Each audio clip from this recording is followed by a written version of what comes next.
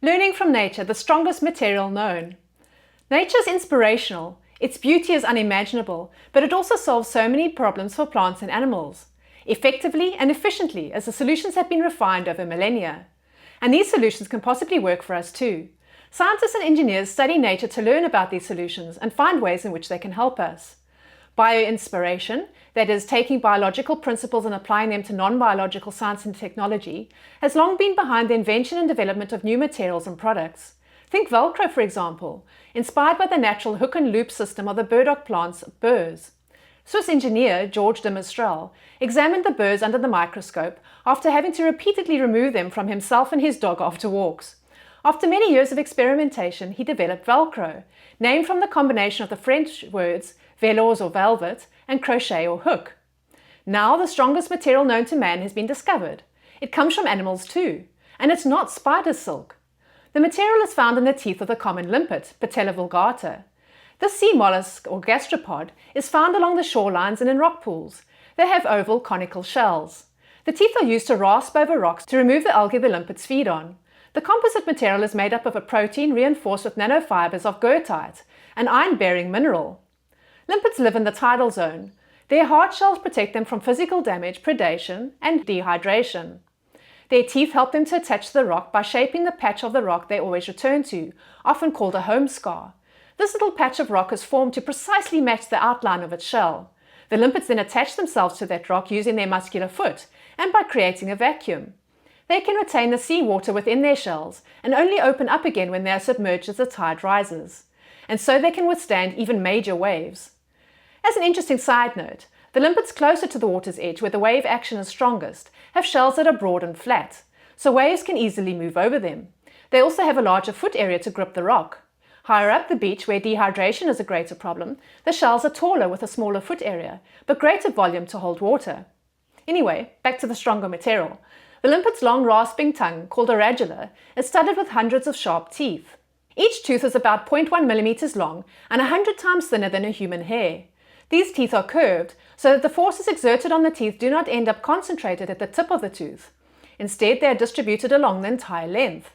The goethite crystals in the limpet's teeth are arranged similarly to a roof tile structure with overlapping tiles. Inevitably, the teeth wear down as they graze the rock, but then the front row of crystals are discarded, exposing the next row. In this way, the teeth remain sharp, even as they wear down. So why don't industrial cutters and rock cutters use something similar, I hear you ask? And that's an excellent question. Well, as we humans do, the discovery was shared with cutter designers who promptly rejected the technology. Who would continue to buy their equipment if it didn't wear down? So money and planned obsolescence won out in that instance. However, the discovery is looking promising and being useful for structures and high-performance engineering, such as racing cars, boat hulls, and aircraft structures. The limpet uses composite fibers that are thousands of times thinner than the man-made nanofibers currently used in airplanes, bulletproof vests, or bicycle frames. The biological composites are a mix of the iron oxide mineral goethite and chitin, which acts like a natural plastic. The goethite is hard but not very tough. It will fracture and break when smashed against a rock. So that's where the chitin comes in. These stretchy, pliant fibers, when combined with goethite, create a natural composite material that is both strong and tough. When tested, the teeth fibers withstood a pulling force that was equivalent to a spaghetti strand hoisting a Volkswagen Golf.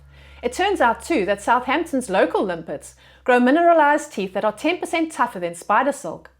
Spider silk has proved notoriously difficult to manufacture artificially. Scientists think, though, that it will be possible to 3D print limpet teeth fibers and of the correct size. This will make it more usable as a material of ultra-high strength. Nature has found out that if you grow these fibers below a critical size, even if you have flaws in the material, it doesn't affect the strength.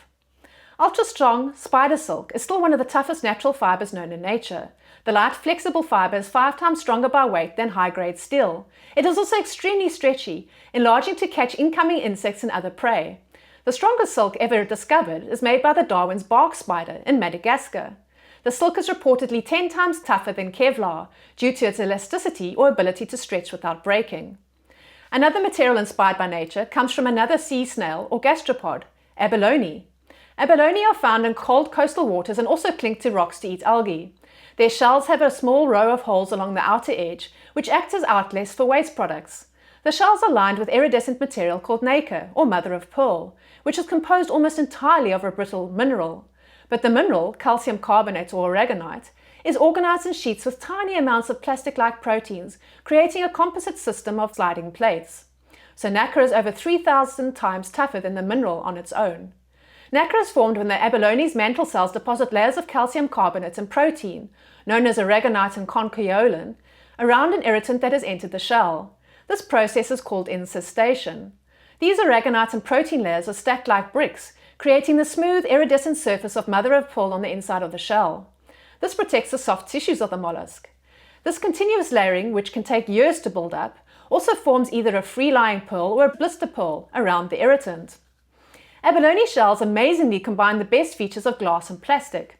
Glass is strong. It doesn't bend or deform over time, but it is easily shattered by impact. Plastic, on the other hand, is tough. It can survive sudden impacts, but it bends and scratches easily. The sliding plate structure of nacre has channels between the plates. These channels deflect force away from the site of the impact, dissipating the energy without damage to the plates. Scientists have etched glass with similar channels, which prove 200 times tougher than the glass before being etched. They have also more recently developed a new type of glass that is over 900 times tougher than untreated sheets.